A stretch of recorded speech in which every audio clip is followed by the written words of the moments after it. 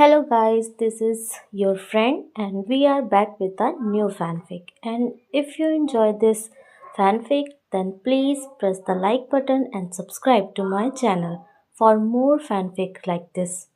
And now let's start the The fanfic. ramen was the best as usual, but the company was even better in the whole ordeal, the small curtain almost making it a homey kind of feel for the young boy. Naruto walked down the streets ignoring the villagers as they glared and made snide comments like they always did. He patted his fully belly and he thought as what to do now that he had free time.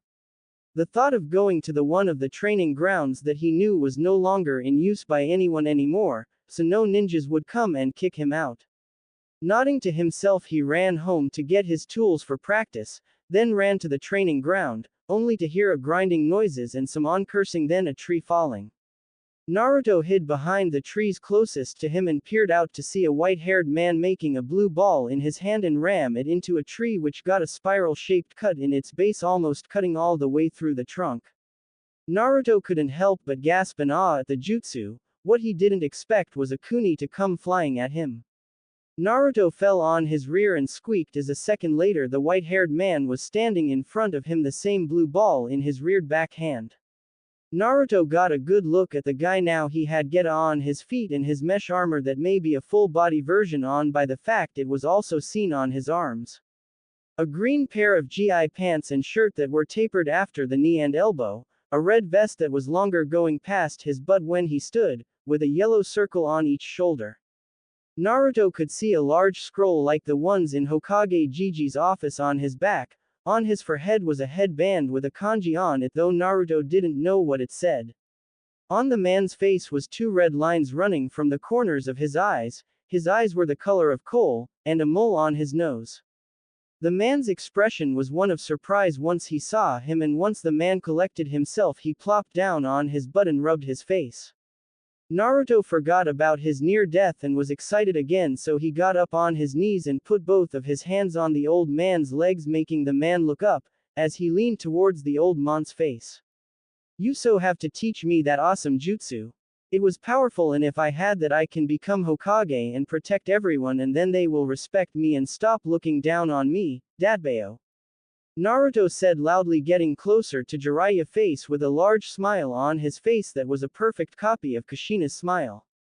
Jiraiya blinked and then laughed at the ridicule situation he was in. He had come here to blow off some steam, and just this one act by this little boy did more to calm him than him pounding a tree into kindle.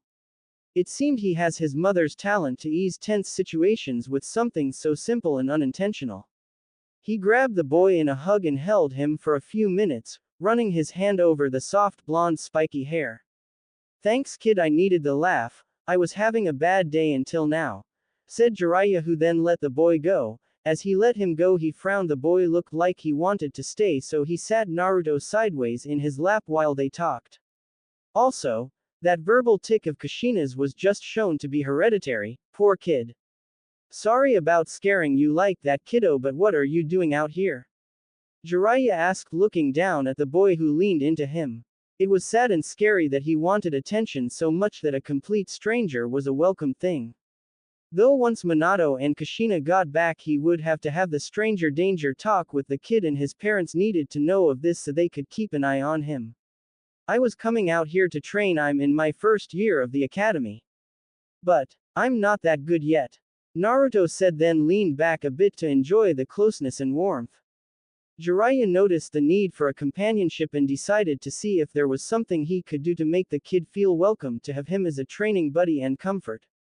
"Well, I'm Jiraiya of the Sennin, and I saw you in the Sarutobi sensei's office today, remember? Now, what was your name, kiddo? Maybe I can help you out a bit with your ninja skills. After all, I trained the Yondaime Hokage." Jiraiya boosted, hoping that the kid would take the bait and allow him to hang out and get to know his grandson. Though the kid wouldn't be told that until Minato said it was okay, since Jiraiya wasn't sure if they had a plan or not. Jiraiya hoped the kid liked the Hokages enough to want his help. "What? You taught the Yondaime Hokage? He's my hero," yelled the little ball of energy in his lap, almost breaking his nose with a hand flying up in his cheer, along with almost being kneed in the nuts when the boy turned around and kneeled in his lap. This kid could be a cuddle danger if this happened often, though it would all be worth it if the kid was this happy all the time. Oh, and my name is Uzumaki Naruto, the next Hokage of the village hidden in the leaves. I'll be the best one ever. Naruto said, jumping off Jiraiya's lap and hitting him in the nuts, this time making the man cringe and slightly fold over. It was only due to it being a lot lighter than most he has ever received that caused him not to crumble. Jiraiya smirked. He couldn't wait to tell Minato who the boy's hero was. Minato would laugh. Ah, I know that name. It's the very name of the hero in my book I wrote years ago. It's called Tales of a Gutsy Ninja. You want my copy to read? Jiraiya asked when the boy suddenly stopped and looked away. Jiraiya wasn't sure what to think of this. In just a few minutes of being around the kid, he knew this wasn't normal for Naruto and it worried him. Hey kid, what's wrong? Don't you want to read a book with a character that has your name as a hero? Jiraiya asked, pulling the kid back into his lap, trying to get the kid to look at him. Naruto mumbled something, and when asked to repeat it louder, the kid sighed. I would love to read it, but I can't read, said Naruto sadly, looking away and laying his head on Jiraiya's chest. It's not that I don't want to, but no one ever showed me how to, and I didn't know you had to read and write until everyone in school was doing it. When I opened my books in class, one couldn't follow when the teacher read the books. The same word wouldn't match up with the same letters of the same word that the teacher must have said. I counted and underlined the word like the, since I heard it so much, but it never was the same symbols. I tried, really, I did, but when I looked at another kid's book, they had something completely different. I figured out later that the teachers did something to my books like everyone else that doesn't like me has done with other things. When I tried swapping out the books, I was sent to the headmaster and paddled for trying to steal. I'm not dumb like everyone else says I am, really, I'm not. But I'm not gonna let them get me down. I'll learn and surpass them in no time. Naruto ranted, getting frustrated and upset at the position he was in. Jiraiya's heart went out to the kid. He'd have to start fixing this now, and he knew just how he was gonna do it too. Naruto really did live up to his name of a ninja that never gives up. Hopefully Minato wouldn't be jealous for him stealing this learning experience from him. Tell you what, Naruto, your training for today will be me and you learning to read, and it will be the book I told you about. I'll go slowly and let you read a few lines and help you sound out words as we go along. I'll even explain the letters and sound and spelling rules, Jiraiya said, standing with Naruto in his arms and walking to a tree to sit under the shade. Once they were there, Jiraiya sat and positioned Naruto in a comfy spot in his lap, then pulled the book out of a seal in his vest. He started slowly letting Naruto see the words he read as he moved his figure under the word and sounding it out as he read it. When there was short sentence he would have Naruto try reading the same passage and helped out a bit, but mostly let Naruto try it on his own. The kid was smart, like he said, and was slowly getting the hang of the words and how they should be pronounced. After 5 chapters the kid was reading more on his own, but it was very slow still, and sometimes Jiraiya would explain what a word meant when asked. Naruto kept at it even when Jiraiya could see he was frustrated. Sometimes Jiraiya would try and take over, but Naruto would butt in and keep trying on his own. It was already very late by the time the 4th chapter was finished, and it was hard to read what was on the paper, and Jiraiya could hear the kid's stomach rumbling, but the kid wanted to keep going. Look kid, tell you what, let's go eat and then we can go to your home and read where you can see the words. How does that sound? Jiraiya asked, looking down at the boy as he pulled out a toad bookmark. It was a laminated plastic with a picture of one of his summons, a messenger toad, dancing in a string tied through the hole punch at the top and a small toad painted bead on the string. The boy snatched the bookmark out of his hand and looked at it with wide eyes, then stood up and pulled out a heavy-looking toad wallet. You like toads too? That's so cool. Where can I get a bookmark like this one? Are there more things like this with toads? I have a set of toad pajamas Gigi got me, do you? Asked Naruto as Jiraiya took the bookmark back, placing it in the book, then storing the book back in his vest. He laughed and informed the boy that his publisher had made it for him and told him about seeing if more could be made and that Naruto would receive a few when he got them. Naruto was doing a funny jig with this toad wallet in happiness, While Jiraiya got up, he took out his spy camera and snapped a few photos to show off later with the tale for the kids' parents, that is if they aren't watching it through his sensei's crystal he saw earlier. How about a light jog to the restaurant I have in mind? I'm buying, so put that wallet away and let's stretch our legs. Jiraiya said with a smirk as he received a nod from the kid that complied, then followed the light pace. After a few moments Jiraiya picked up his pace and continued this to see the kid's speed and endurance as he headed to the restaurant. Naruto kept up just fine, so the stories of him giving Chunin the runaround wasn't exaggerated, he was fast just like his dad. Funny enough, the kid said he was at this restaurant yesterday with the nurse from school and Inu who was standing guard, but didn't eat. Jiraiya wanted to meet this nurse, for more than one reason, so he could thank her for caring for his grandson. He noticed that Naruto was thin when he was holding him earlier. Another thing was the boy would rub into him in a snuggle gesture and would lay his head over Jiraiya's hard ear pressed there to listen, so comfort was defiantly very lacking for the kid too. It was sad and made Jiraiya feel guilty about not being able to be here, but with investigating Orochimaru and other countries to make sure no one was gonna come and break down Konoha's gates or send assassins to kill the poor boy. It took 4 years before everything was calm and Jiraiya didn't have to hunt down and eliminate anyone to prevent the boy from having nightmares of people coming after him. Even then, by that time more work piled up with many different reports of various things making it impossible to come back and care for the boy. Jiraiya walked in with Naruto tugged to his side and asked the waitress for a table. The waitress hesitated for a moment but led them to a table in the back away from others to a section that almost looked closed down for the night. She handed Jiraiya a menu, ignoring Naruto, and told that someone would be with them, then left. Jiraiya was angry, but it at least gave him a reason to have Naruto share and learn to read menu formats and learn new words and what they meant. He even gave a small lesson in math with money, which Naruto was fairly well with that due to living alone since he was little. A few minutes of waiting and no one coming over made Jiraiya a bit mad, as he had seen the waitress for this section cleaning and refilling items on the tables around them but not coming to them for their order.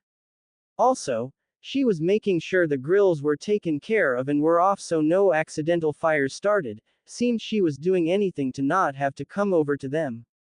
They were near the kitchen door for the chiefs and waitresses to go through when Akimichi Chozo walked out wiping his hands on a towel, before he looked up and noticed Jiraiya and Naruto sitting at a table of a section that was supposed to be closed. Chozo smiled and walked over to the two and bowed to Jiraiya and giving a nod to Naruto. Lord Jiraiya, and I believe this is Naruto who's in my son's class at the academy. What are you two doing in this section? It's closed. Asked Chozo, pulling a chair up and sitting. After he asked his question, Naruto bowed his head and said sorry, but to who they didn't know. He started to get up and go when Chozo put a gentle hand on his shoulder. Naruto jumped and cringed away from him, making Chozo withdraw his hand and frown. Jiraiya noted the motions but saved Naruto by keeping with the conversation in another direction. I guess the waitress at the front must have been mistaken and led us to the wrong area. Do you know if there is somewhere else we can be seated and have our meal? Asked Jiraiya, making Chozo frown as he glanced at Naruto. Chozo figured that the waitress at the front didn't know what Jiraiya looked like and just treated him this way because of Naruto. This wasn't gonna stand with Chozo. He would have a meeting tomorrow and tell them that if anyone treated Naruto like this again they could go elsewhere and work. This would not happen again. I'm sorry about that. Tell you what, I'll be your server for the night and you can relax here and eat to your heart's content peacefully. What would you like to drink? Asked Chozo, looking at the two, and received the order after Jiraiya helped the boy with the menu more. Chozo made a small side trip to tell the waitress that was leaving there would be a meeting tomorrow at noon and it was mandatory, and she was to tell all currently on staff the same on her way out to home. Chozo got their drinks and brought them back to the table and asked if they had their orders ready yet. Jiraiya told him it would be another minute and hinted at Naruto not being able to read, so he was helling the boy and explaining each one to the boy. Chozo even offered to bring a sampler for the kid out of things that were on the menu so he would know what each was. He figured that this kid didn't often get out to eat. He also noticed how thin the kid was, and to an Akimichi that was a major crime to see. Akamichi believed that a child denied food was a crime punishable by death if an adult found a child that was hungry and left them there without food. No innocent child should ever be abused like that. Their philosophy was a large healthy body lead to a grown healthy adult with plenty to give and plenty of strength to protect others. In denying a child food they were harming the clan, along with village once they joined Konoha, and that was inexcusable. He would offer Naruto a chance to come over and eat when he wanted and maybe have Choji and him become friends. It would give his wife someone to fuss over other than their son. Poor Choji was fussed over to the point the boy suffered socially sometimes. The only friend he had was Ino and Shikamaru, which was nice, but they needed more friend than just that. Choza never thought the child the Yondaime sealed the Kyuubi into would ever be any trouble, so he never denied his son the chance to make friends with Naruto. After a bit Choza had an idea of what to serve the two and went to make many things up for them. He wanted Naruto to have a learning experience on the different types and styles of food that he can have. He would note what Naruto liked and didn't like so he could help him decide when he came back on what to order. Choza made a few sampler platers for appetizers and brought them out for the two, then went back to making several side dishes and cutting the meat for them to grill. He would help Jiraiya with Naruto learning the ins and outs of the grill. As he was finishing the preparations on making the grilled meats, his son, Choji, came in through the back and saw all the food. He inquired if there was a party that come in unplanned when Choza told him about his fellow classmate coming to the restaurant and having not ever tried any of these types of dishes other than just some meats grilled with the nurse the day before, or so he was told per Naruto, and a few veggie dishes he actually liked per Naruto description, like the lumpy yellow things, corn, and the dark purple disc, beets, were good.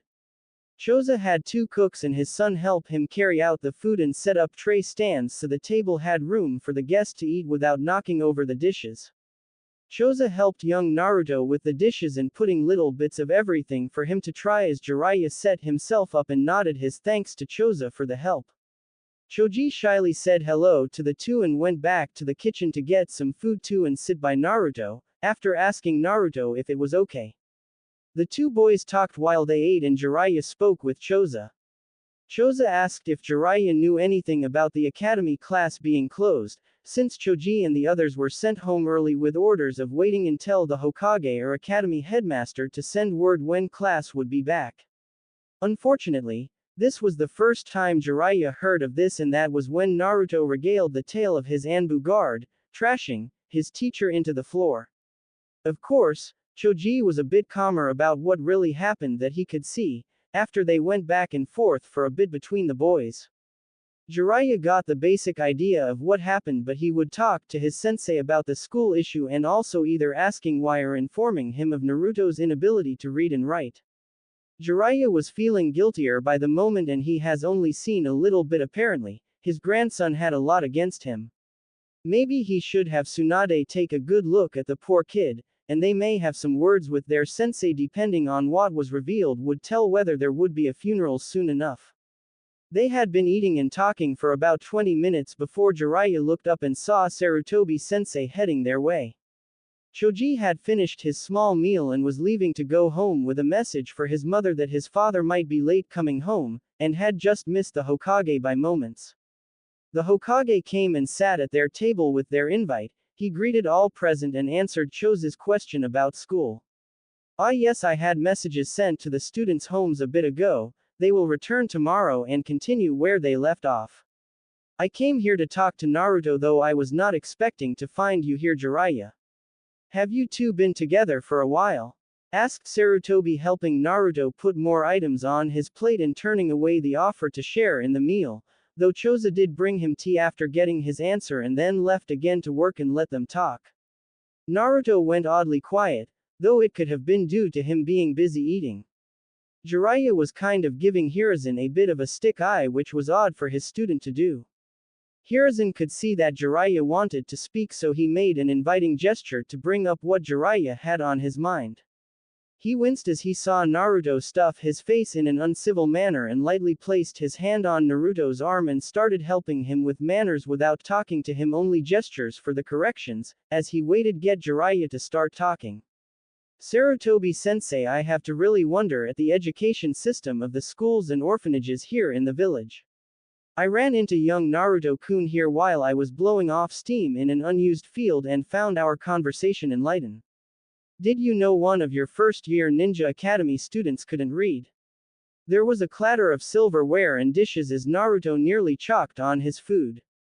Sarutobi patted his back after making sure nothing was stuck in the child's throat. Jiraiya had a new cup of water for him when his cough slowed down. Naruto had tears in his eyes, though it could have been from the nearly choking, he just did, or if it was because of it being pointed out about his inability to read. Naruto-kun, is this true? Can you not read? Asked Sarutobi, who felt like smacking himself upside the head for not checking after being shown those books and seeing how Naruto spelt his last name wrong. Naruto was staring at the table, his shoulders tense and hunched. Sarutobi was able to see him chew his lip, but he nodded his head after a few minutes. Naruto fought his tears of frustration but nodded in shame of not being able to read. He hadn't wanted to bother his Gigi since he had so much to do every day. He was the Hokage after all, so he had to take care of everyone in the village. Sarutobi sat back. He was sad and angry on multiple levels. First, he should have known, what with the books that were pulled out of his desk and all, it made him sad he didn't ask or take notice. Angry because he had paid for a tutor to teach him after he was found in his apartment. He should have known, but reports stated that the teacher went to the apartment for 3 hours a day Monday through Friday. If he wasn't able to read, then the other teacher may not have done what they were paid to do as well. He had a basic reading, writing, and history teacher and a basic math and geography teacher. They were paid for their time, and all Anbu reports said they went into the apartment for the allotted time. Just what were they doing during that time? Minato and Kushina will be even more mad now than before. It was late and Minato and Kushina will be with Tsunade still or asleep, so it could wait until tomorrow. Sarutobi made a gesture and an Anbu appeared beside him. Hiruzen brought out a piece of paper and pen, then wrote down orders quickly and dismissed the Anbu. Naruto was quiet but did look curious about what was going on. Naruto seemed to have calmed down and collected himself since he no longer looked closer to crying, though Sarutobi put his arm around his shoulder and drew him closer in a half hug. Naruto snuggled closer and would grab a bite or two every few moments while it was peaceful and enjoyed the comfort Hiruzen provided. I am sorry to say I had not asked Naruto, after we had found those books in your desk that had pages from the encryption division along with mistyped or large edited pieces of information in them. Even some which only showed the wrong way to do what everything they were teaching in class. Hiruzen turned Naruto's head to him with a soft garland hand under his chin, looking sadly into those worn-down baby blue eyes full of shame. Naruto, I must apologize to you for this and many other things you have had to put up with growing up. I promise though that no matter how busy I may look, you are more than welcome to come to me and even Jiraiya when he's in the village. Sarutobi looks at Jiraiya, who nods, and I'm sure in the future you will find some who will have this same policy for you as well. He says, thinking of Minato when he retakes being Hokage, and even Kushina, no matter what she will being doing. Minato would love to have his family near him when he could, and with Kushina Goana be fill in as secretary until Kushina was able to return to active duty. Naruto would more than likely living in the office soon. Hiruzen, Jiraiya and Naruto spent the next few hours relaxing and dining, all the while chatting about the issues. A plan was formed, and tomorrow Naruto would come to the Hokage's office and test his skills with both the Hokage and Jiraiya, observing as a teacher tested where and what Naruto needed to work on and learn, from basic everyday things to entry academy stuff which Naruto would work on making up since he was never given a fair chance. Hiruzen had an idea as to who he would get, but he must have a sit down with this teacher and fast. The day was running out. It was 9 p.m. now and there was much yet to do. Hiruzen bid both Naruto and Jiraiya goodbye, giving Naruto a hug and another apology for everything. To which Naruto smiled and said everything was okay. He would also introduce Tsunade to Naruto as an approved medic and have her double-check Izumi's diagnosis on Naruto, while getting a full scan versus the partial Izumi got without causing Naruto any undue stress. Naruto hated doctors and hospitals, something about feeling or seeing creepy things. Naruto didn't know how to explain it. He only hoped Tsunade and Jiraiya wouldn't cause a problem with their recent fallout. Hiruzen would inform them of the plan Minato had and help make excuses for them to be involved with Naruto without giving anything away to the kid. It didn't matter what other people said about Naruto. Hiruzen knew Naruto was a very smart kid. He could give the slip to his Anbu, but not for long yet.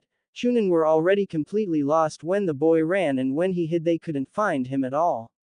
It was funny, and sometimes he deliberately set Naruto on them, though they didn't know this. Naruto would either pull pranks on them because of something they did to him, or Hiruzen would hint annoyance at said ninjas, and Naruto would usually take care of them to help his grandfather figure, when Hiruzen wished he could do something to someone for doing something stupid. Even his old teammates weren't safe from Naruto on this front, and even though he got punished, it was light and most times something that Naruto enjoyed, like spending time in Hiruzen's office. If he felt his Anbu were getting either lazy or complacent, he would have Naruto prank them. Sometimes he felt bad for tricking Naruto into pranking others, but it was fun to see the child's creativity or interesting way his mind worked. Hiruzen chuckled to himself as he went back to his office and making a mental list of things he would need to have done by tonight. He was grateful for the Kage Bunshin for doing all his other paperwork, but one thing that was brought to his attention was that some of the paperwork didn't match up to some of his laws, but when the clone looked there was laws he didn't recall signing off on, or something was reworded and processed. He had some investigating to do, and with the daimyo coming with his counselors and many auditors from what Minato requested due to him seeing stuff off during the beginning of his leadership. Gods above only knew how long this had been going on, and Hiruzen had to wonder how Minato caught it before he did. He really was getting too old and complacent, it seems, and Naruto along with many others paid the price for his complacency. Yes, it really was time to retire and let the younger take over. It seemed by Minato's cryptic explanation earlier about how the roots of the tree were trying to take over, and in more ways than Hiruzen had even expected. He admits now that he has been trying to turn his old teammate from the path of darkness that they didn't want to leave, and to continue trying would be fruitless, it would seem. The damage Danzo has been doing has been worse than what Hiruzen knew about.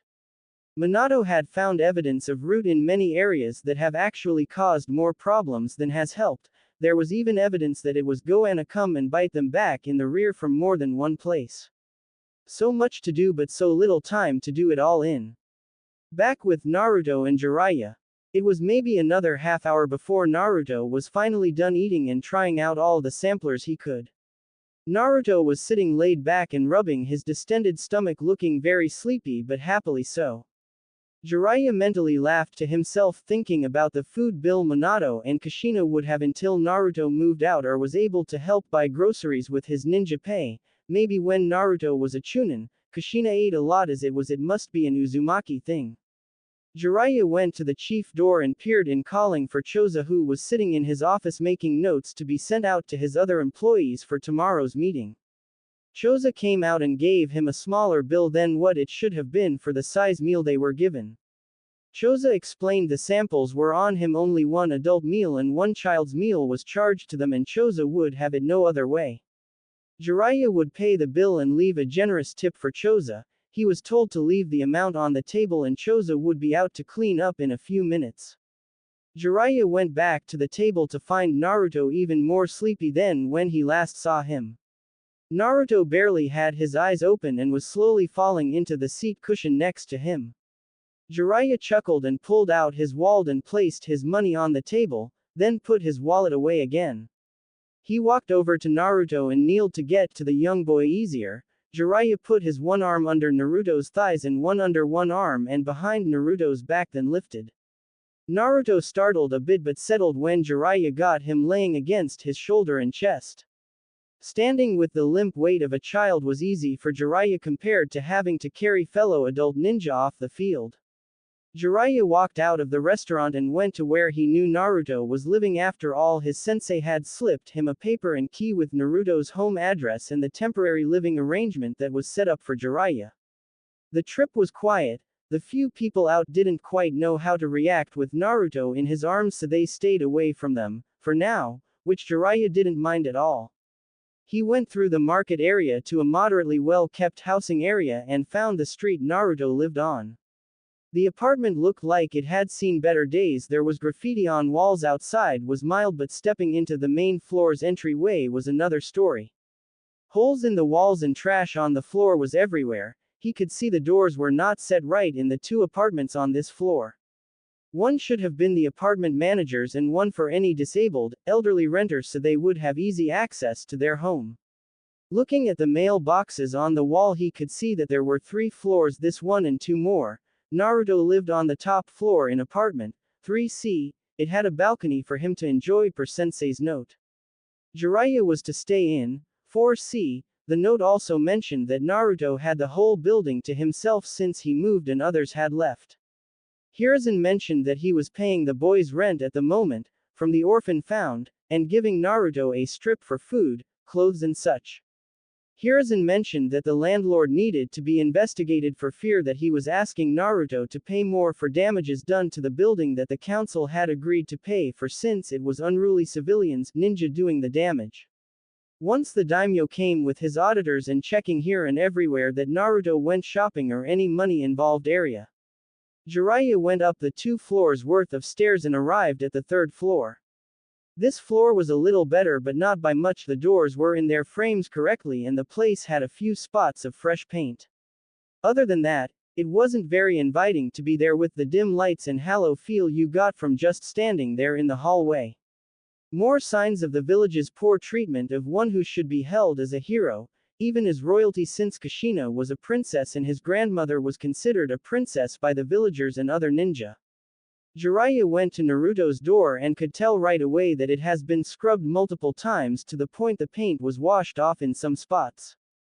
Jiraiya looked around the small apartment, walking to what he presumed was the boy's room. He went to the small single bed and started laying Naruto down.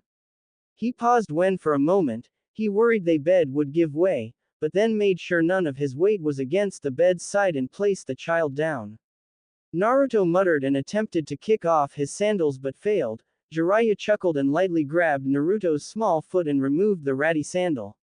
It seemed to be a bit small on Naruto and getting it off was a bit of a challenge.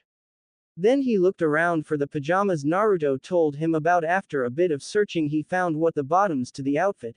Now came the challenging question: should he do what he would have had he raised Minato and change the boy for sleep, or just tuck him into bed and hope he was comfy? The t-shirt Naruto had on was large and hung off his small frame. This pants looked a bit small though, since they were staining against the button and zipper from what he could see, and Naruto really was thin, so these were really tiny. Jiraiya could see that ribs were starting out too prominently and the top of Naruto's hip bones were just showing, so not the worst Jiraiya has seen in his life, but it wasn't something he wanted to see in a child he should have been responsible for. Jiraiya was new. He should have been here. He should have had someone take over the network years ago, been here for little Naruto, for his grandson. Jiraiya clenched his eyes and fist tightly in guilt. He would make everything he could up to both his son and grandson, even if it killed him. He would help Naruto and make sure Minato will have time for his son, even if that means taking time to fill in as the Hokage's second or advisor or whatever he could get the daimyo to agree to once he gets here. He would speak to Tsunade and make a deal with her as well. He wouldn't deny her time with the family, as she had done to him. He really needed to see her tomorrow, or maybe once he was sure how he would confront her without knocking her teeth in. He of course will make her see to Naruto, and soon, maybe even tonight while the kid slept, but first he would hit a few clothes stores and some furniture stores and buy some things while the kid was asleep, but before that, time to take inventory of what Naruto had and or needed. Jiraiya wouldn't let Naruto be uncomfortable no matter how awkward the ordeal. He was family and Jiraiya will be there from now on. He unbuttoned the pants and tried getting them down Naruto's legs, but they were as tight as he thought. Jiraiya lifted Naruto's hips up a bit more and get leverage for getting them off without waking Naruto or accidentally breaking the bed. In the end, he took a kuni out and cut them off after looking at Naruto's toes and confirming that circulation was indeed being cut off by the pants, but not enough to make it impossible to keep walking. poor kid must have had sore tingly legs this whole time, it's a wonder that he was able to run let alone balance. Jiraiya rubbed down Naruto's legs a bit to help get circulation back into the legs like Tsunade had taught him after the one time his legs were almost frozen and needed circulation back while she healed the client they were with. After a few minutes, he then put the pajamas bottoms on Naruto. After comparing the size of the pants he just cut off to the one he was about to put on, the pajamas were 3 sizes bigger than the one the kid had on. He turned and started picking up the clothes on the floor, looking at the size and either held them up to the sleeping kid to guess if it would fit only after it passed a quality inspection. Making sure the shirt wasn't unusable or too stretched out, ripped, or so dirty it was not savable. There were many that were so bad that when picked up they stayed in the shape it was in on the floor. Jiraiya cringed and just tossed them right away. The room had bent or broken kuni all over. Jiraiya had found the first one when it almost went through his foot after picking up a pair of pants and it fell out. That got him looking for ninja gear too, like pouches and such to hold and maintain weapons. There were none to be found. Jiraiya found more and more. Most if not all went into the junk trash pile and he started writing a list of stuff to go out and buy. This being a ninja village, he knew that there was stores still open late, but he didn't think any were clothing for kids, weapons yes, but mundane things no. He would have to wake a store owner, which has happened before where a ninja has come home and had to buy something for a child they either found while on a mission or a client that had needs before they left or could not wait until morning to get due to having to rush in order to ensure protection. The store would of course send a message to the Hokage that a ninja had come to the shop. It was protocol, so the owner would be compensated for his or her time, though it was small amount. Thinking of that, he moved into the living room, kitchen area and started cleaning there. Naruto started snoring lightly as Jiraiya worked and added items to the ever-growing list of things needed. He even had to summon out some of his camping gear and to get a small broom out to sweep. Naruto had only rags to clean anything with, and even then, they were barely that. They were falling apart and heavily stained with what must have been what the walls were covered with. Naruto really didn't have much, but once looking in the closet he was attacked by many ramen cups, all the special limited editions by the looks of it. Many were already eaten and stacked together, and a few, very few, were still sealed. Naruto must have kept these aside in order to only eat when absolutely needed by the looks of it, but why save the already eaten ones? For now, Jiraiya figured they held meaning for the kid and he would just restack them and clean the area, but he would make a point to ask later sometime. After cleaning the closet of more not usable rags, he restocked the ramen cups, both used and not used, neatly. Jiraiya was about to head into the kitchen when there was a knock at the door. Jiraiya pulled a kuni out and went to the door. He pulled the door open a bit and then repocketed the kuni after seeing who was at the door. "Tsunade Haim, whatcha doing here?" asked Jiraiya, lowly stepping out and leaving the door ajar behind him. "I was goanna complain about the noise, but I see it's just you. What are you doing here? I thought you had your own apartment in town." Tsunade asked, apparently. Their sensei set them up with living near each other but not tell either of them. Of course Tsunade didn't know that Jiraiya had sold his apartment and had his stuff in storage at the bank since he hasn't been in the area in the village for more than a day or two. Hiruzen would either put him up in the Hokage's manor or even the Sarutobi compound, or more than likely go to a club. Jiraiya explained what he thought about his sensei's probable manipulation in their lives and what happened to his apartment. He then explained whose apartment he was in, and what he had found and was doing. By the end of his tale Tsunade was looking down, fist clenched and shoulders shaking. Jiraiya backed up. He knew she would be mad. He just hoped that she wouldn't take it out on him. He froze when she grabbed his red overcoat and pulled him toward her. She then surprised him. Instead of punching him and beating him to a pulp, she wrapped her arms around him. "I'm sorry, Jiraiya. I'm sorry for denying you a chance of being a father. I'm sorry I lied to you and never allowed you to be involved with my son as he grew to the genin you met. I'm thankful you made our son the man he is today, and I'm happy that Sarutobi sensei overruled me and made you his teacher. Because of you he became Hokage and a loving husband and father." Tsunade wasn't crying, but you could tell that she was sorry and angry, more than likely at the village right now for what he was just told. She looked up into Jiraiya's eyes, a look of shame and begging for forgiveness upon her face, but no tears, just a slight glistening in her eyes. I know I have a lot to make up for and much to share with you, but please don't kick me out of the family because I wronged you. Please, please, I will do anything to make it up to you and Minato. I want to be there for our son, our daughter-in-law, and for our grandson. Hearing everything you have just done for our grandson and what you are still doing even at this late hour, I know now you would have been a great father, and I really and truly am sorry. She stood in front of Jiraiya looking more than ready to do whatever it takes to make it up to him. He was tempted to tell her to give him a blowjob, but that just might ruin the moment, and he was pretty sure she would right there in the hallway. He stood there for a few moments wondering what he should do. Maybe for now Aleda's idea on kid clothes and stuff would help. He would foot the bill though, because he knew she was broke. He would be making her fix that once things calmed down later and they could really sit and talk.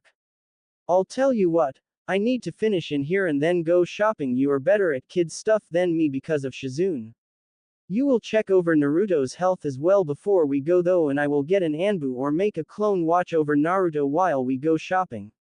Then you are gonna go on a date with me, later when things settle a bit, to a restaurant with a private booth, and we will talk everything over dinner, agreed? Asked Jiraiya, looking her right in the eyes with a serious look on his face. Tsunade hesitated but then agreed that was more reasonable than what it should have been in her opinion. Jiraiya opened the door and allowed her in. He then led her to the bedroom, warning her not to sit on the bed. She told him to pick Naruto up and then tested the bed herself and then ordered Jiraiya to carry Naruto to her apartment. She knew hers was better than this bed frame and mattress, which was nothing but springs with no padding whatsoever. She couldn't blame Jiraiya for not noticing. He was more worried about Naruto getting his sleep and then cleaning. He hadn't noticed the mattress. Naruto won't like waking in a strange place. I'll grab the one from my apartment and move it in here. In the meantime, I'll set up my sleeping bag for you to look him over on. Man, this kid could sleep through a war and not wake. Jiraiya placed Naruto back down and pulled out a scroll with his gear. He made note to have Minato or Kushina break this habit.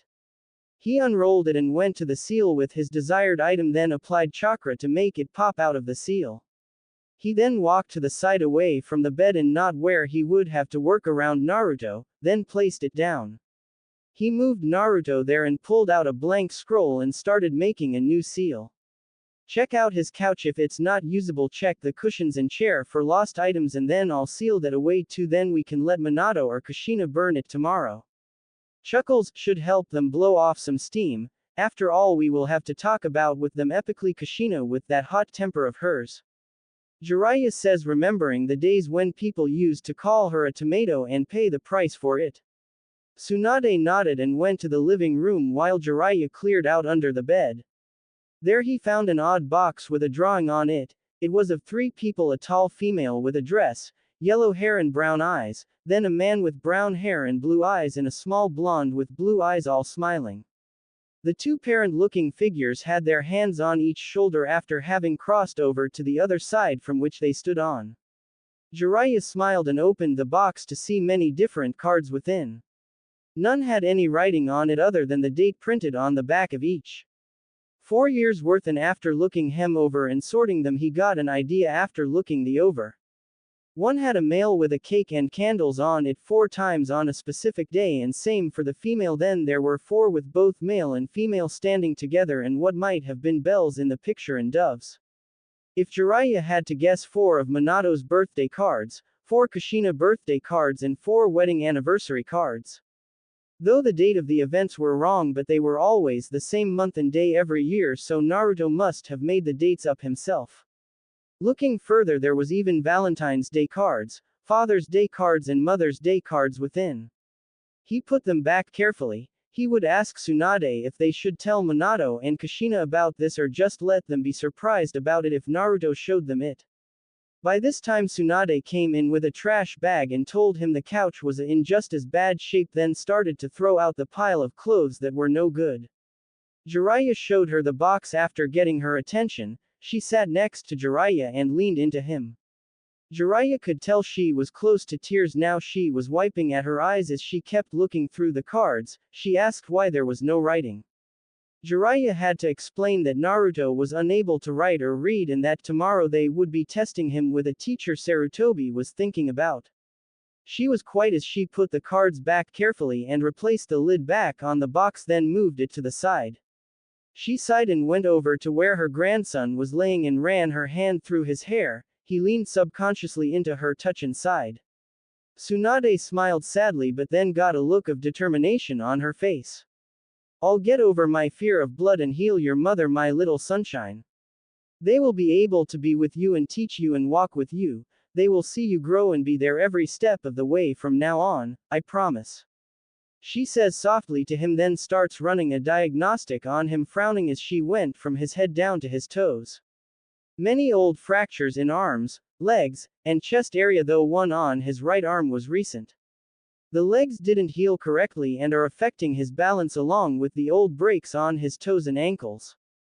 They will have to be rebroken and realigned in order to get him better. I'm kind of surprised he runs around like he does.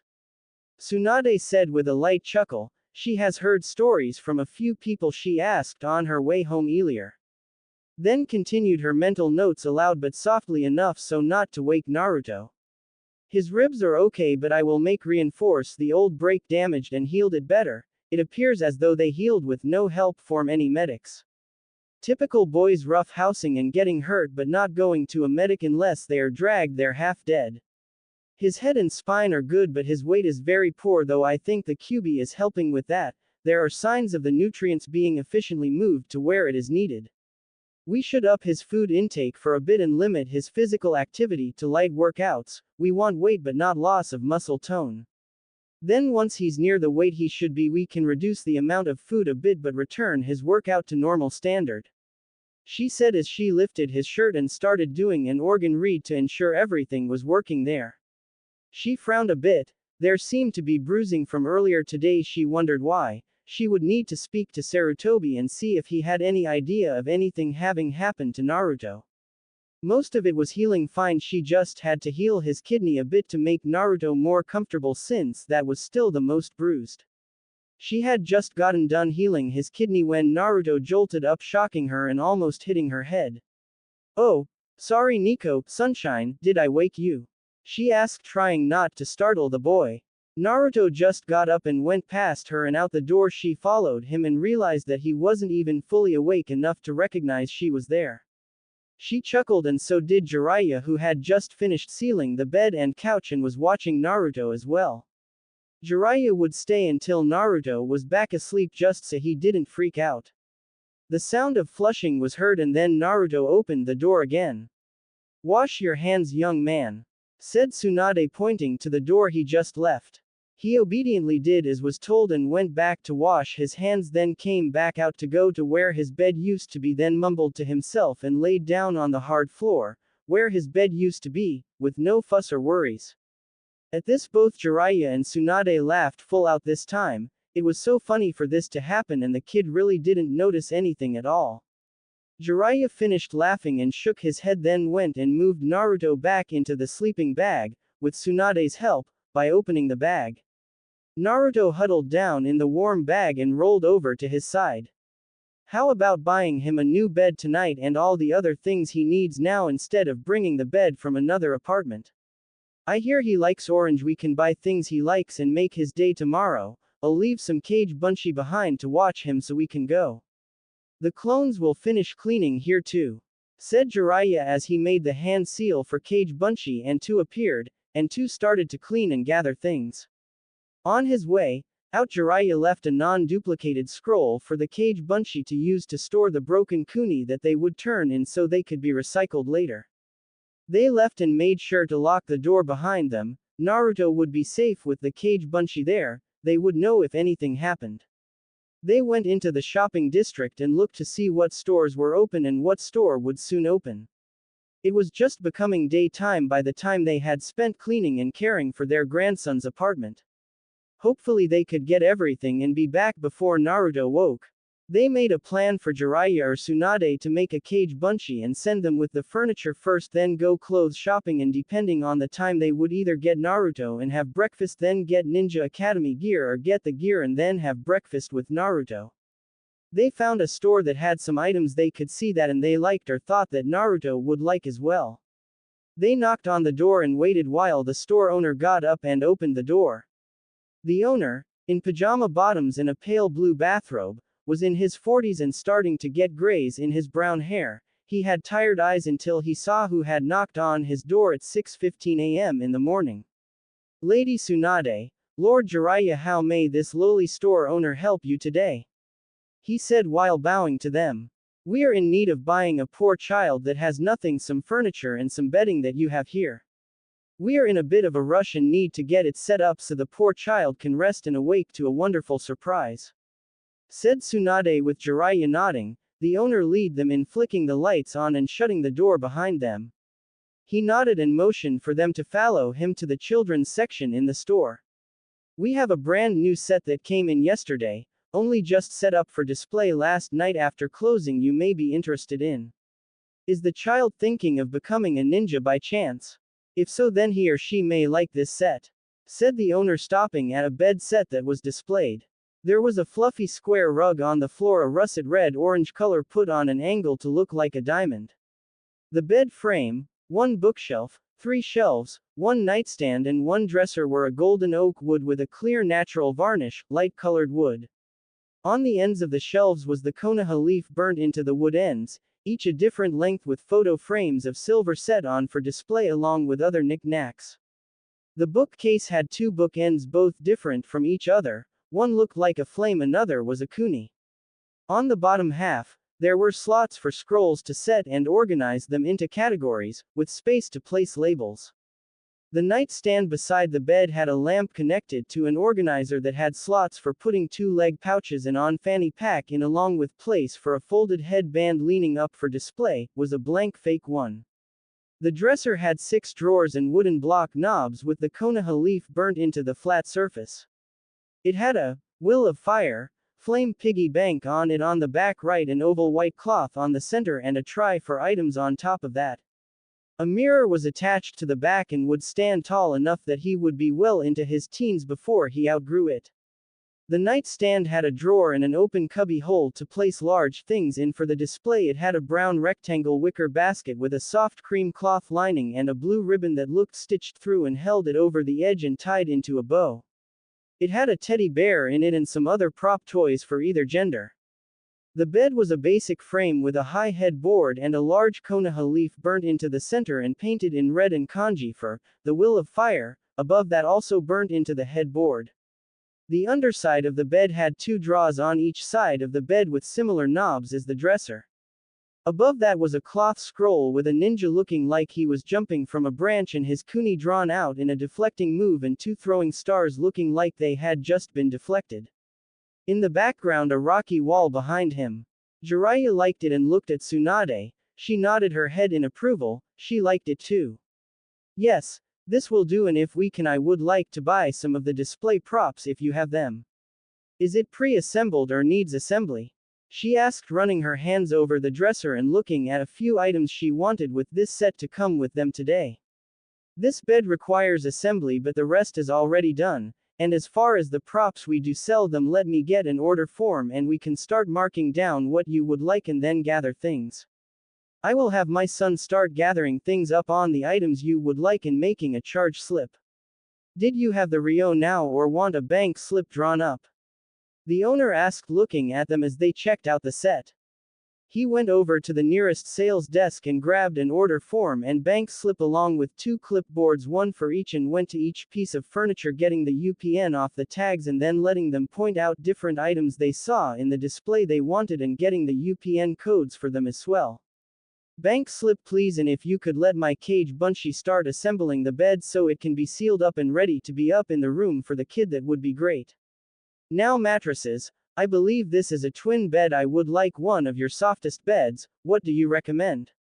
Asked Jiraiya, looking at the owner as Tsunade held up one of the bookends for the needed information of the item, then moving to the other. The owner nodded and excused himself for a moment while he got his son to come and help him with this order. Jiraiya made a cage bunchi so that he could send it with the son once owner and son came back. He handed the clone another scroll to seal stuff in. Seals already done just needed items. There were at least 20 seals for large objects in it now. The owner and son came back. The son was a teen around 17 or 18 years old and didn't look happy about being awoken so early in the morning no matter who it was. Jiraiya sent the clone with the son who was instructed by the father which said and where it was located in the back. The boy nodded and took the keys his father held out then walked off not even bothering looking back to see if the clone was following, which he was. Sorry about that, he has been doing extra studies in order to take over the business and was up late studying for a test. I found him asleep on his desk. The owner stated with pride. It's okay, normally teens don't like being woken early anyway, so it's to be expected, said Tsunade with a chuckle thinking of her apprentice. Okay, let's go over the mattresses and bedding then have them taken to the back and set the bed up so the child you are helping can enjoy it at once, said the owner clapping his hands together and picking the paperwork back up. He then held out the bank slip clipboard and waited for one of them to take it. Jiraiya stepped forward and took the clipboard. Jiraiya started filling out the paperwork as Tsunade helped the owner get last of the UPN codes for the items they were to get from the display. By the time he finished, they finished as well. They walked to one side with many mattresses and went to the twin bed size and waited for the owner to show them which one he recommended. This one here is a full memory foam bed. It is soft but supportive. Great after a long day training or doing missions. We also have pillows that are gel memory foam and go great with this. What do you think? Asked the owner, letting them touch the bed through the protective cover. He leaned it against the wall and went to grab the mentioned pillows, too, and let them see them as well. Yes, this will do great. I might even get a set for myself later and of course at a normal business time.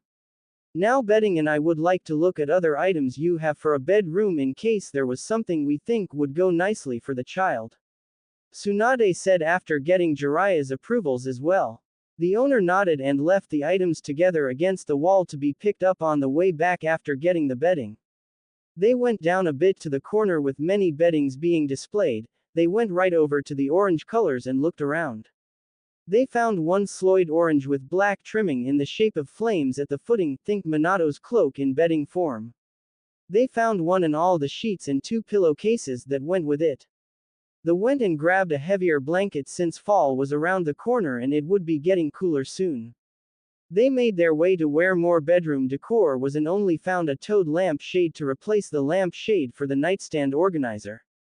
And a cork board of 15 by 18 inches one so Naruto would have something to put notes and drawings. Other than that nothing else stuck out. They place all the items in the center of the seal and sealed them up to the could go after making sure they all matched the UPN codes they were looking for. They went back to where the son and Jiraiya clone was grabbing the bedding and other items. Jiraiya grabbed the bed insisting it was a gentleman thing to do and would hear nothing more from Tsunade when she started to fuss saying she could get the pillows. They took them to the back room and say the frame was done and the clone was just finishing sealing the other furniture. They quickly put the bed on the frame and Tsunade started making the bed up, placing the heavier blanket folded up at the end of the bed. While Jiraiya finished the paperwork for the payment and the owner totaled up the full cost. The clone stood to the side knowing he would be taking the items to Naruto's apartment and unsealing them. Once Tsunade was done, the clone sealed the bed into its own seal then tucked it away waiting for the okay to go. Okay, here is your total, Lord Jiraiya. I added a discount since you are helping a poor child in need, said the owner showing the amount for Jiraiya. Jiraiya looked over the form and then lowered it to look at the owner. This is either quite the discount or something is missing from your calculations. Like all the decoration items worth to be exact, is there a reason why? Asked Jiraiya looking at the now kind of shy owner. The owner had a small smile on his face but shook his head. No, that stuff is all on me and I'll tell you why. Earlier this evening you walked by while holding a special blonde-haired boy, did you not? Jiraiya eyed him oddly but nodded. Well, if I had to guess then this stuff is all for that child, Naruto. I owe him for helping me about 2 months ago. You see, one day I had a chunin in my shop and he was demanding stuff for free, and then he hit my wife when she told him that we couldn't do that. Things were starting to get out of hand when all of a sudden, the sound of firecrackers going off, and then the chunin started yelling and dancing around. It was then I saw Naruto behind the chunin laughing, and then an Anbu came running in, grabbed Naruto only to stop and ask what was going on in here. Said the owner, smiling at the memory, then continued the story. From what it came down to in the end was Naruto had done a prank earlier and the Anbu was looking for him and found him when the firecrackers went off. We told the Anbu what happened and he put Naruto down, then grabbed the Chunin, arresting him and apologizing to us for the Chunin's actions and that the Hokage will be in touch with us. Naruto had run off already when I turned to thank the kids, so I'll consider this my thanks, though I can't give everything away. He said proudly at the end of his story, very sure his guess was correct. Jiraiya smiled and shook his head. Tsunade had heard the story as well and was smiling as well. You sure you're not a ninja yourself? Yes, this is for him. We saw how bad his old stuff was and wanted to make the kid's life better since he has very little. Thank you for being kind to the poor kid. Jiraiya laughed with the owner, knowing for a fact the owner wasn't a ninja, having known him for years now. Just very perceptive, makes a good salesperson, being able to figure out the customer with just a glance. There are a few other store owners near here that owe that boy and feel the same as me, but I should let you know we haven't been open about allowing him into the council. They have been campaigning against any store that tries to help the kid. The only one that hasn't fallen by their hand yet is the Hokage going to that shop a lot, and that one is Ichiraku Ramen. The owner leaned in nervously and started speaking fast in fear. He kept looking around like there might be someone listening in. Jiraiya did a quick sensor check and found no one other than those here. There have been at least 10 shops that were forced closed by the council for letting the boy in, and the few that were okayed for letting him in, like the one small grocer shop, as long as they charged a demon tax. The few who tried not charging it were one of the few forced closed not long after. If you could see if the Hokage can do anything about this, that would be great. I just didn't want the council seeing me go to the Hokage and then get my shop closed. It's all my family has. He kept looking around for a few moments more before looking at Jiraiya, who made a gesture of everything being okay and to calm down. The son was leaning against the wall but looked approving about the events going on. Apparently, the kid agreed with his father. Jiraiya sighed and motioned the clone to go with the scroll and set everything up as planned while he stayed and finished here. It would seem he would have to have a look around and let Minato and Sarutobi-sensei know about this. If you think they will help us jot down the names of the stores and who we are okay to speak to, if you could, I promise none of these names will be seen by anyone but me, Tsunade and the Sandame. Said Jiraiya as he pulled out his notebook and took a page out, handing it to the owner. It took only a few minutes, but the list was small: 2 clothes shops, 1 grocer, and 1 toy store. They were in the same block as this shop, so it wouldn't be much to get to them, but the only one they were going to before heading back to Naruto's apartment was one of the clothiers. The only one that had a kids section for ninjas, along with academy gear, was 5 stores down and on the opposite side and should be open right now. That was where they would be heading next. They thanked the owner and his son for their help and went on their way. They left through the front door and the owner bowed to them as they left and locked the door behind, then turned off the lights.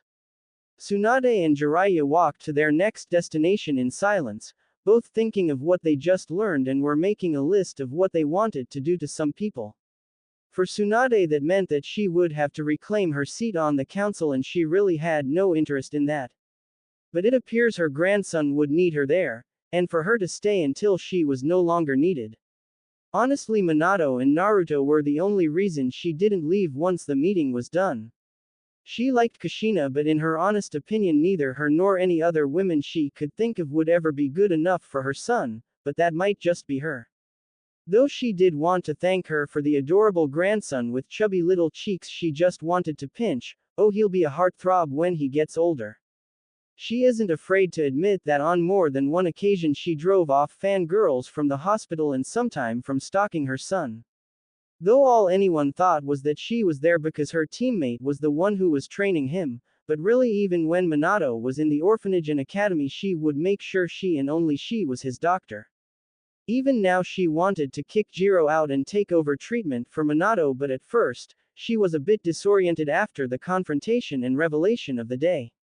If it wasn't for Jiraiya making noise next door and showing her Naruto, she would have gone to Minato and taken over the medical room set up for Minato and his wife. She would have to share her time between her two precious baby boys. Yes, Minato will always be her baby no matter what, and now that she didn't have to hide it, she was gonna spoil him and Naruto rotten, though she would have to share with Jiraiya. This next thing they were about to do would be something she always wanted to do for Minato though couldn't due to hiding his heritage. She wasn't sure if she wanted to tell the whole village she still believed being a known Senju was gonna have the rest of her family killed off. One way or another in her family was either Kia or mysteriously died in either a freak accident or mysterious illness, and how Minato supposedly died was the only noted one to be a normal circumstance. It was one of the reasons she stayed on the move for so long. Something or someone was targeting her family and killing them off one by one. Thoughts like this would have to wait for now. The store they wanted was just opening its door, which was nice since they didn't have to wake anyone. It was now 7:28 a.m., meaning they had been in the furniture store for only a bit over an hour, which was nice. They went into the store just as a man unlocked the door and returned to the counter. He had yet to look up and see who entered though the bell rang. Welcome to Hidden Shadows. We have everything for your shinobi needs, whether it's academy to cage needs. How can I help you today? Asked the worker, still not looking, as he grabbed a box of shirts and started folding them and sorting them by size. We were told to speak to Asato Daichi, the owner of this establishment. Is he in? Asked Jiraiya, coming to the counter and looking at the worker. Tsunade was already heading to the kids section of the store since their time was short and they wanted to see Naruto's face when they got back. The worker stopped and looked up and then froze when he saw who was in the store. My apologies, Lord Jiraiya, I had not realized you were back in the village. He glanced at the other person in the building and panicked. Lady Tsunade, you're here as well. He rushed around the counter and bowed deeply and apologized another 3 times. I am the one you are looking for, Sato Daichi, the owner of this establishment. How can I be of service? He asked, still bowing, waiting for their orders. Jiraiya just shook his head and pulled out the receipt from the store they had just left. The last place we left suggested you, said something about you and a special blonde-haired, whiskered boy that we are shopping for. Jiraiya said, making the owner look up and look at the receipt. He then went to the door and flipped the sign to closed and locked the door. Are we speaking of Naruto? Daichi asked, looking between the two in his store. Jiraiya nodded and leaned against the counter while Tsunade came and placed a few daytime outfits on the counter, then went to the shoes, found 2 pairs of sandals. They followed the day clothes and then she went back again with almost a dance to her step. Jiraiya and Daichi got to talking, while Jiraiya was filling out another bank form while the shopkeeper started writing down the item and price on a manual receipt, then bagged everything. After a half hour of clothes shopping, there were a total of 25 shirts, 20 pants, 20 boxers, 20 briefs, 2 dozen socks non-slip, 2 pairs of sandals blue and black, 1 orange scarf, 1 tan wool-lined coat, 1 light jacket black with orange strips, 1 pair of black gloves, 5 towels with wash clothes, and 1 set of formal funeral clothes. Boy, Tsunade miss anything? I was hoping to actually let him enjoy of shopping with a female at some point, but you seem to have him covered for the year. Jiraiya said, hinting at leaving some for Kushina so she could have some time with Naruto, maybe even drag Minato along for the family bonding. The list was almost set when Jiraiya noticed there was no night clothes were on the list. He got up as Tsunade helped the Daichi fold and neatly pack all the clothes. Jiraiya went to the kids section and looked around. He found 5 pairs of pajama pants with tops, one even had a toad fishing in the moonlight on the shirt. As he was leaving the section with his selection, he noticed a nightcap, goofy looking thing. It looked like a dark gray Santa hat with an oval black nose half on the white trim and 2 white buck teeth that came out the bottom of the white trim.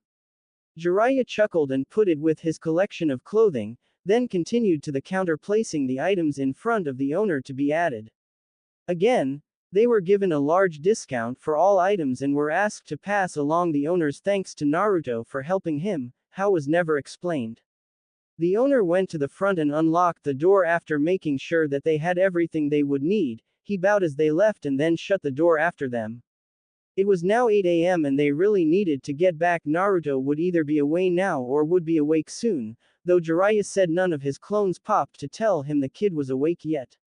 They walked to the apartment building and went up the stairs to their floor. They entered Naruto's apartment after a clone let them in after they knocked lightly, then dispersed the clones in the apartment. Luck was on their side and Naruto had yet to wake and they hopefully could get everything set up in the dresser. As they were finishing, Jiraiya found the nightcap and smiles. He walked over to Naruto. Gently he put it on Naruto's head, then thought for a moment and grabbed a new pajama set. He changed Naruto out of his old oversized set and put a button-up shirt pajama set on the small kid. Tucking him back into bed, he took the old pajamas. Looking them over, he would have someone repair them, maybe Kushina or a tailor.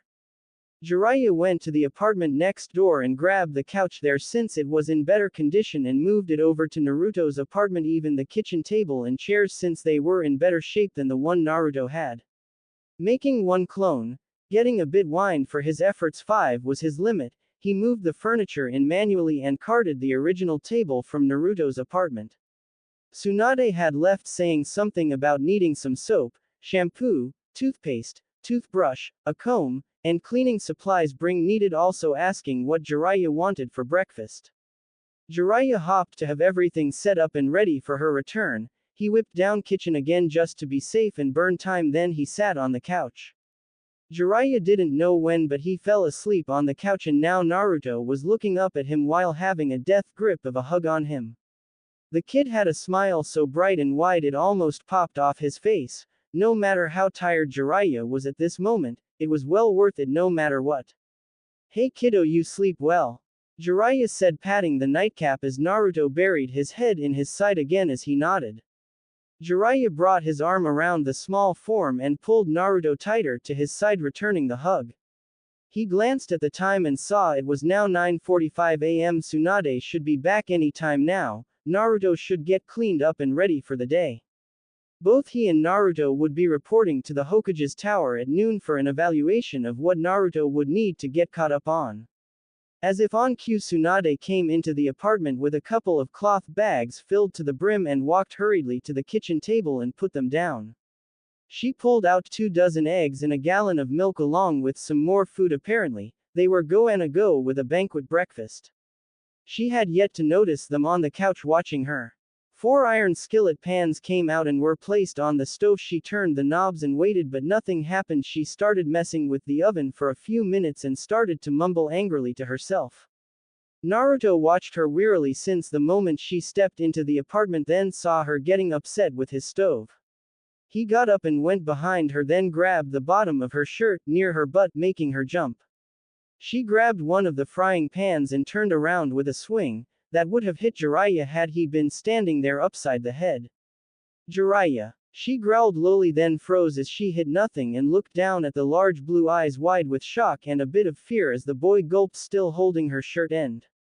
Quickly she put the pan back and grabbed Naruto up in a hug and apologized for almost hitting him. Naruto, Nico, please don't grab me there. It's not nice to grab a woman's butt. But I guess you were going for my shirt edge, not my backside, weren't you? Naruto nodded. Well, what did you need, Nico? Did you just get up? She asked, looking him over. Well, I noticed you were trying to get my stove to work, but you need to turn the gas on from the tank under the sink. I had to rig it up when the gas was turned off due to the leaks in all the other apartments that are in poor condition. It was a hazard, so they shut it off until the landlord can repair it, but since I'm the only one living here, there is no money to repair it with. Said Naruto, looking down, not sure if he would be in trouble or not with this nice lady. He went to the sink and kneeled down. After opening the covert door, he crawled in and did something, then backed out and shut the door. A moment later, the smell of propane gas could be smelt. Naruto opened another drawer and pulled out matches, then came over with them, taking one out of the box. Before he could strike the match, Tsunade took it from his hand. She turned to the stove and adjusted the dials and then lit the match. After lighting the 4 burners, she readjusted the pans, then turned to Naruto. Why don't you jump in the shower with the stuff I bought you and get ready for the day, then when you are done you can come help me with cooking. Tsunade said, taking more items from one of the bags and handing them to Naruto with a small push to the bathroom door. Naruto nodded, looking at the items he was handed: a pack of 8 boxed soap bars, herbal shampoo, thankfully no fluorescent, a new toothbrush, toothpaste, and a hairbrush with a wooden handle. He smiled and nodded his head and ran to the bathroom. He came out moments later and ran for his room. Wait, where's my clothes? Naruto yelled out. Jiraiya got up and went to the bedroom. A few mumbles and drawers being opened and shut were heard before more running, and a blonde head darted out and back into the bathroom. Jiraiya followed to help the kid for another few moments. He wanted to check the water since the gas was turned off. He wondered about hot water. Tsunade chuckled watching the two, but then her face turned sad as the thought hit her. Jiraiya really would have made a great father. Just watching him with Naruto proved that. She started making the batter for pancakes after she had just set the bacon in to cook. She continued working until she heard the bathroom door shut, and then moments later large arms wrapped tightly around her waist and Jiraiya's head came over his shoulder. She debated whether she should hit him or not. At first, she tensed but then slowly loosened up as she worked and he did nothing more. He spoke after a bit when she switched out the bacon. She would have to work on looking before hitting, might as well start now. We're gonna have to go to a public bath house for a while. That water was cold until he turned on another propane tank and I lit it with the campfire jutsu. Not only that, but the water smelled off. I took a sample of it and I need you to test it. You didn't use any for the food, did you? He asked. Now she knew why he hugged her. He was mad and knew he couldn't do anything yet about anything. No, I used milk for the batter and scrambled eggs instead of water. I'll run the test after we eat and get back to you when I know what's going on. You're gonna be with sensei for a bit, right? She asked. Plated more eggs, then flipped another pancake, then took the vial from Jiraiya, tucking it away. Jiraiya nodded, then backed up and went through the bags. He pulled out a bag of raspberries and ripped small holes in the bottom of the bag. He then pulled a canteen from a seal on his belt and walked to the sink and washed the fruit. They worked in silence for a while before Naruto came out from the bathroom rubbing a towel through his hair. He tossed it on the couch only to have Tsunade correct him about making mold on the couch from leaving damp things on furniture or carpet floors, as she continued making the food. He ran back into the bathroom and hung it where he found it, then ran back out and right to his room. Jiraiya walked into the bathroom and grabbed the night clothes and started folding them, then followed the little blonde to his room wondering what he was doing. Naruto was going through every drawer, looking around in the bed drawers and dresser drawer, not yet having made it to the nightstand. What you looking for, kid? Asked Jiraiya after placing the folded pajamas on the end of the bed. Naruto paused for a moment, looking up and then back at the box with the cards in it. My toad wallet, I can't find it, he said, looking a bit sad. Jiraiya patted Naruto's head and went to the nightstand. His clone figured that this would be the best spot for the wallet since it was easy to get to. He opened the drawer and pulled out the wallet, tossing it to Naruto, who caught it with a smile. He got up and grabbed Jiraiya's large hand with his small one and tried to drag the man out of the room with him. Jiraiya let himself be pulled along and ended up in the kitchen watching Tsunade put the last of the plates on the table. Naruto moved Jiraiya so he stood beside Tsunade before coming to stand in front of them. Naruto bowed his head and held his fat toad out towards them.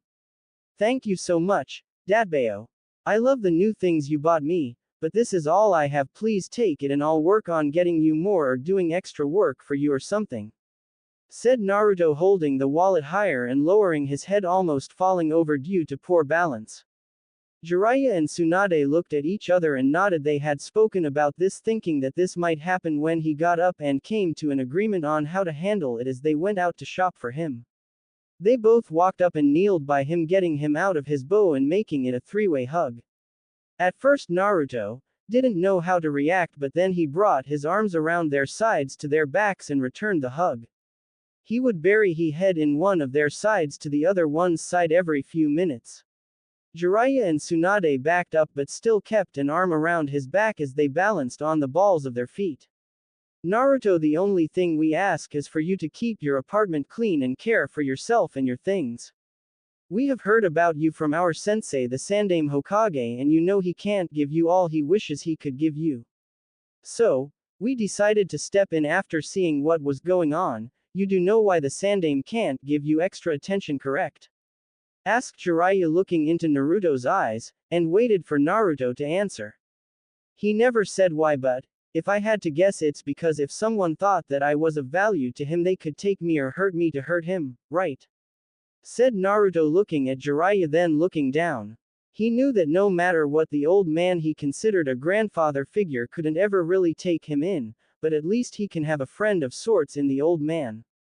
The old man had his own family, and Gigi considered the village as a whole as family as well, so he could just spend his time on one kid and ignore the others. It would be like in the orphanage all over again.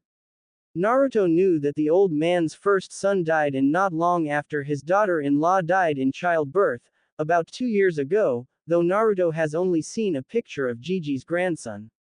His other son is with the daimyo guarding him or something. All Naruto knew was that they weren't on the best of terms.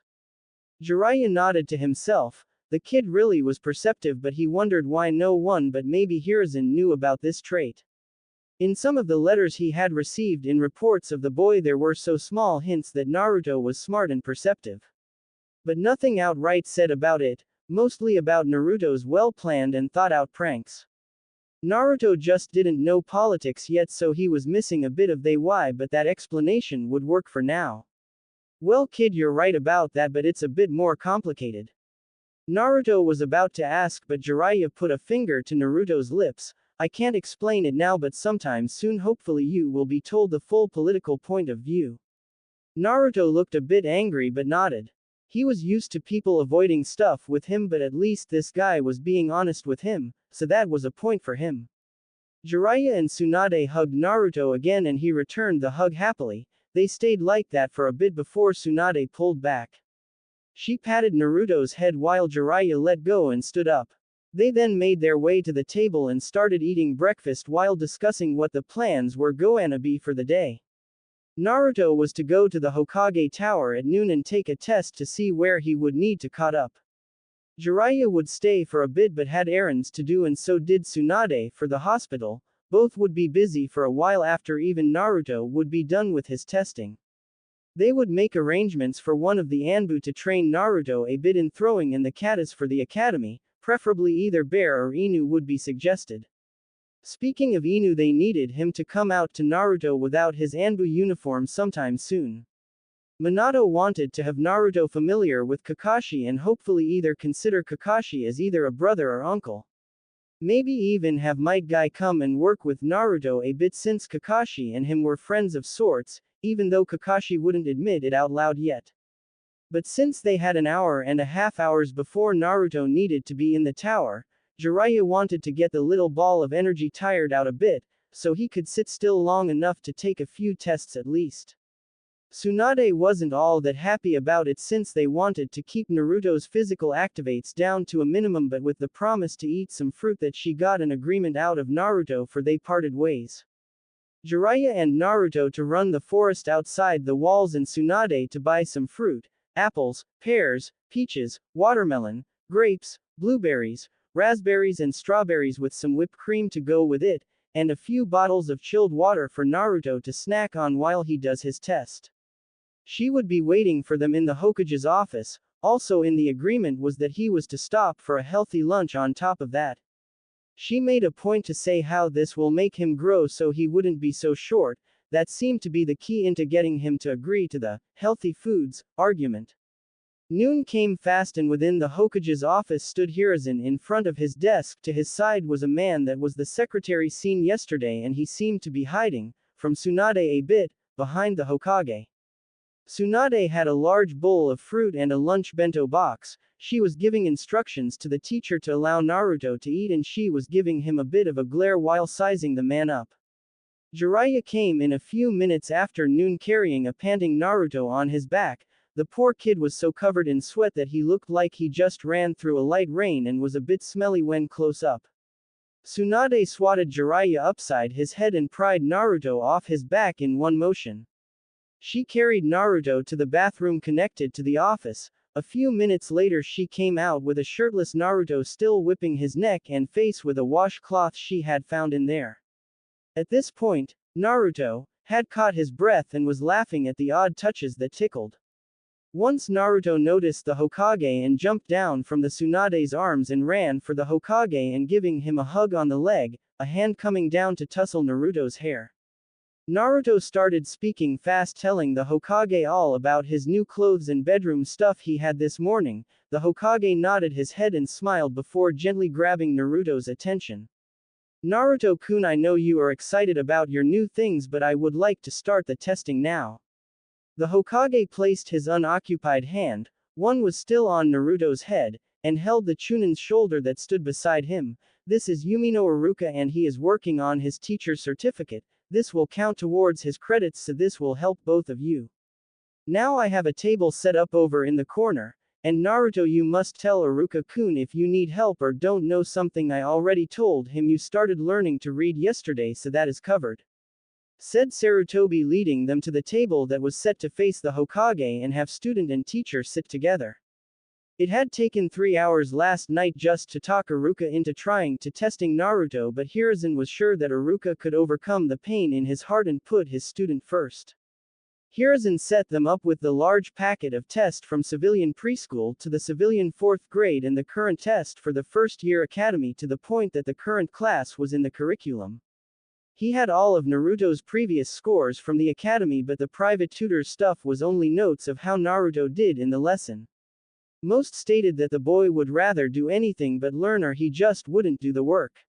Looking at Naruto working with Iruka for over an hour while eating the lunch Tsunade had for him as he worked showed the reports to be wrong. At this point he put his shirt back on. Hiruzen had a sometime before his next appointment, so he would ask Naruto directly and get all the facts for the case. Hiruzen got up from his desk and approached the two. Pardon me for a moment, Iruka-kun, I would like to ask Naruto-kun something for a moment. Hiruzen said, interrupting Iruka for a few moments. Iruka nodded and Naruto turned his attention to the Hokage. Naruto-kun, I was looking over old reports from your tutors and they said you didn't like doing your studies, but I see you here and enjoying your time with Iruka. Can you explain why? Hiruzen asked, looking Naruto right in the eye, and waited for a response. Well, Iruka-sensei, let me ask questions and I know the answers are real ones since you're sitting there and haven't corrected or interrupted us. Also, he is showing me how to fix my problem instead of yelling at me for being an idiot, and just taking away my paper and marking it with an F. I like Iruka-sensei, can he be my teacher in the academy? Gigi, please. Asked Naruto with the biggest puppy eye no jutsu Hiruzen has ever seen. And he has seen many, from his old teammate Kaharu to little Konohamaru and many other people trying to get something from a Hokage. Though Naruto's was the hardest to resist, thought that might be because of guilt. Hiruzen saw the look of anger and frustration in Naruto's eyes and face as he spoke about the events with the tutors he had. Hiruzen sighed to himself, thinking of yet another failure he had committed to an innocent child, worse yet one he had promised to take care of for another. He had the teachers taken to Ibiki last night while he was talking to Naruto and Jiraiya in the restaurant, and all their account records seized moments after their arrest. So far there have been records showing them receiving payments from him, the Hokage, and another benefactor that is unlabeled, and they are still receiving money from this benefactor today in small, almost unnoticeable amounts. Hiruzen went down and spoke with them, each asking who this benefactor may be. They claimed it was a trade market money they were receiving, but none of the files on approved market traders matched any the one that was coming into their banks. The names were close to real ones with only minor misspells that if you didn't pay attention to the little things it would escape notice for an average civilian that was just trying to get through their day.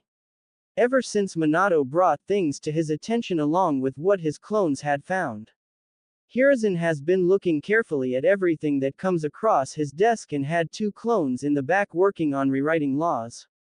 He wanted to have everything ready for when the daimyo came, could help enforce it without the need of a council vote so the problems wouldn't crop up.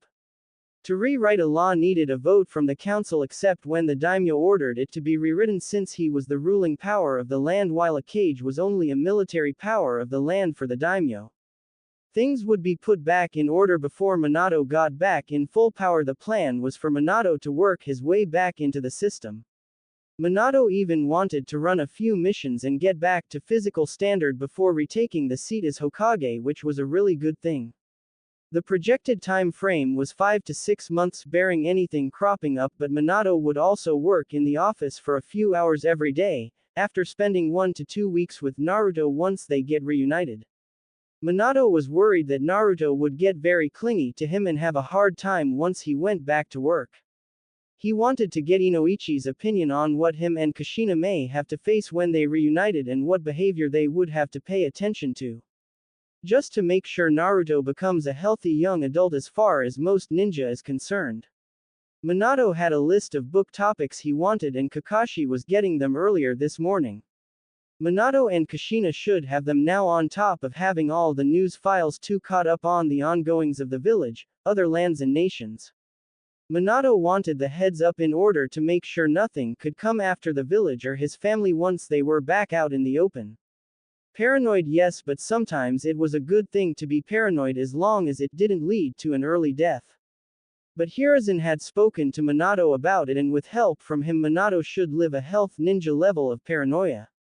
Hiruzen wanted to die with a little guilt as possible when his time came, and making sure this family was back and happy would take a large portion of guilt off his shoulders. Then maybe he could look at figuring out where he and Asuma fell apart. It would be another thing to look at, one thing at a time for now. Hiruzen motioned them to continue where they left off after promising Naruto that he would consider Iruka as a teacher for his class. He went back to his desk making notes on the case against the two tutors. It just kept piling up.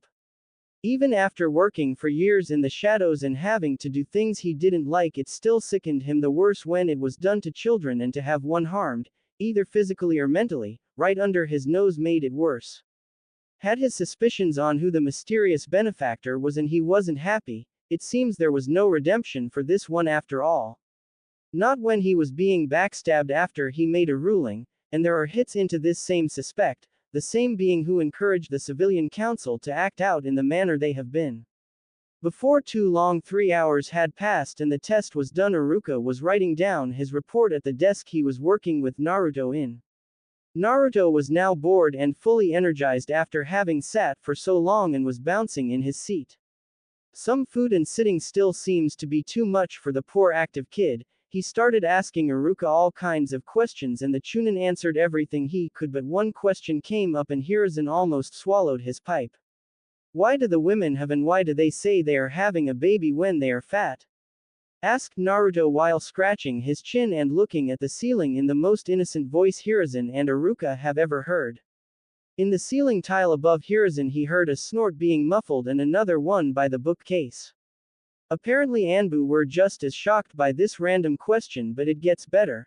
Naruto asked if eating too much food made babies and if he was gonna have one since he has been eating a lot recently. Naruto-kun fights a laugh. I will have someone explain that to you in a bit. Over a month from now you can ask those types of questions then. I'll even keep a list of them for you and hand them to you when you finally meet these people. Hiruzen says, mentally laughing at his perfect revenge on Minato for trying to get Tsunade and Jiraiya to pound him into the dirt. All is fair in love and war. Hiruzen wrote down the questions in the same wording Naruto asked them just for kicks, then stored the list away. Iruka helped him read and fixed his writing. Iruka changed the subject in order to avoid any further embarrassment. He discussed what Naruto needed to work on. Mostly it was reading and writing as the primary issue. Once that was covered he would just have to go over the old lessons on geography and history portion of school once Naruto caught up. Naruto's math was very good, though he kept muttering about ramen cups as he started each new math problem. Once Naruto was shown something and able to put his hands on it, he picked up the lesson easily. All in all, the expectance for Iruka was very good, and he must admit the Hokage was right. The kid was like any other child Iruka has been around. But he was very energetic, and from what he heard the Inuzuka clan children were very similar, though he was worn out by exercise that Jiraiya made him do. it was time for another dose of it though. He would have to keep that in mind for active clans apparently, run them harder than the rest of the class would work the best it seems. Maybe get a morning obstacle course and a heavy workout right after lunch or at least a half hour after they have eaten. Maybe bring this up with the board and the Hokage in order to deal with the issues he has heard so much about. Most students that come from ninja families are more active and the current curriculum was way too much sitting, and for hands-on students, like Naruto, this would be easier on them.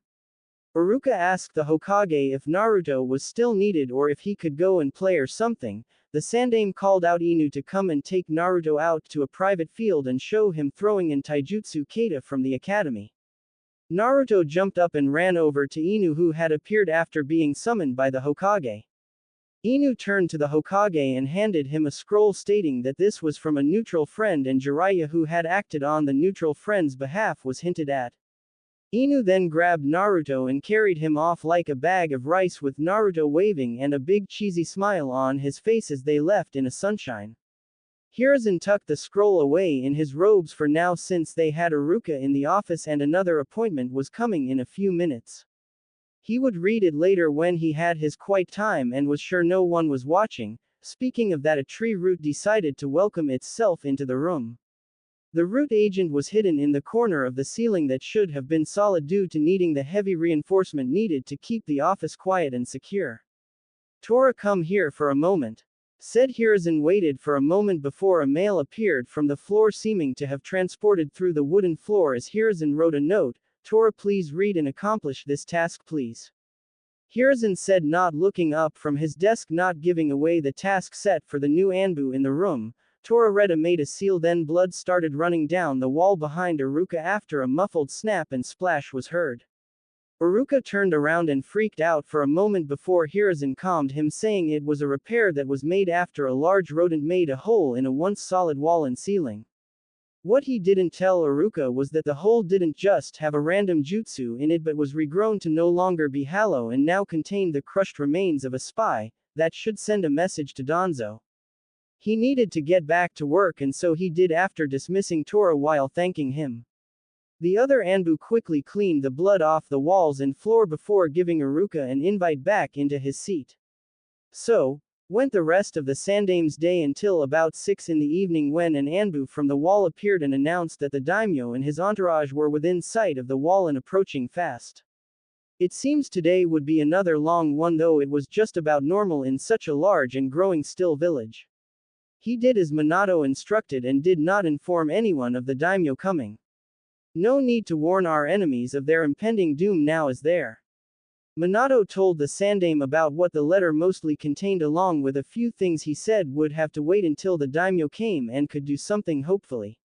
Until next time, have a great holiday and new year. I will start working on chapter 5 and will post when I can. Please leave a review, and just so you know, the next chapter